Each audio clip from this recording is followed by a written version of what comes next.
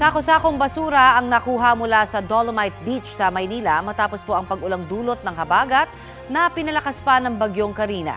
May ulat on the spot si Manny Vargas ng Super Radio DZBB. Manny? Yes, Miss Connie, abalang-abala ang mga tauhan ng Department of Environment and Natural Resources at ang Metropolitan Manila Development Authority sa paglilinis at pagkasaayos ng Dolomite Beach dito sa lungsod ng Maynila. Kasunod ito ng naranasang malalaking alon sa lugar na nagdala ng tambak na basura at nakaapekto sa ayos ng mga buhangin. Sa ilang bahagi ng dalampasigan, may mga bahaging nauka dahil sa hampas ng alon. Karamihan sa mga sakong basurang nakolekta at kinokolekta pa ay mga yari sa plastik na pinaglagyan ng pagkain at inumin bukod sa mga kahoy at bahagi ng mga halaman na inanod.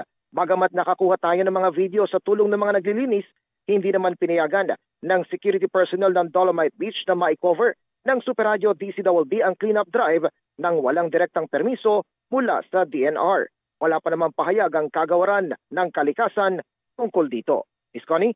Maraming salamat, Manny Vargas ng Super Radio DZBB. Kapuso, para sa mga maiinit na balita, mag-subscribe sa GMA Integrated News sa YouTube. Sa mga kapuso naman abroad, subaybayan nyo kami sa GMA Pinoy TV at sa www.gmanews.tv.